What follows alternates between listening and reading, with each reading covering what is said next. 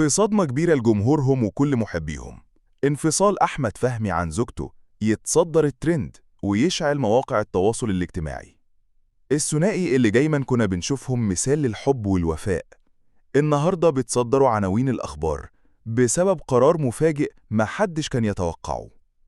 أحمد فهمي الفنان الموهوب اللي عرفناه كمطرب في بدايته وحقق نجاح كبير في التمثيل بعد كده، ارتبط بزوجته أميرة فراج من سنين، وكان دايما بيظهر معاها في مناسبات كتير.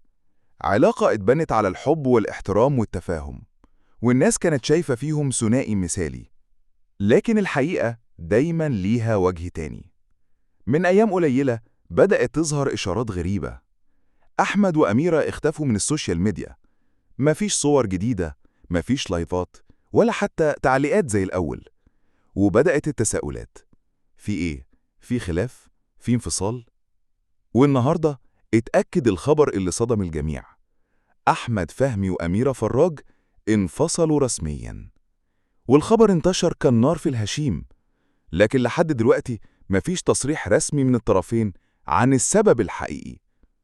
هل السبب ضغوط العمل؟ هل في مشاكل شخصية؟ هل في خيانة زي ما بعض المواقع لمحوا؟ ولا الموضوع أبسط من كده وكان مجرد نهاية هادية لعلاقة طويلة؟ وبعض المصادر القريبة من النجمين قالت إن الانفصال تم في هدوء تام وبدون مشاكل أو خلافات علنية، وإن كل طرف راح لحاله باحترام وبدون دراما. وفي عصر السوشيال ميديا الناس دايما بتحكم من الصور، بتحكم من الضحكة، من التعليق، من البوست. لكن الحقيقة دايما بتكون أعمق من كده. الشهرة ممكن تكون نعمة، لكن كمان ضغط رهيب على العلاقات، خاصة لما كل الناس بتحلل كل حاجة بتتقال أو ما بتتقالش. وفي النهاية الانفصال دايما قرار صعب، خصوصا لما يكون بين اتنين كان بينهم حب بجد. نتمنى من قلبنا التوفيق لأحمد فهمي وأميرة فراج في حياتهم الجاية، وكل واحد فيهم يبدأ صفحة جديدة يمكن تكون أحسن. وقولوا لنا في التعليقات، هل تتوقعوا إن في سبب خفي ورا الانفصال؟ وهل الشهرة ممكن تبوظ أي علاقة مهما كانت قوية؟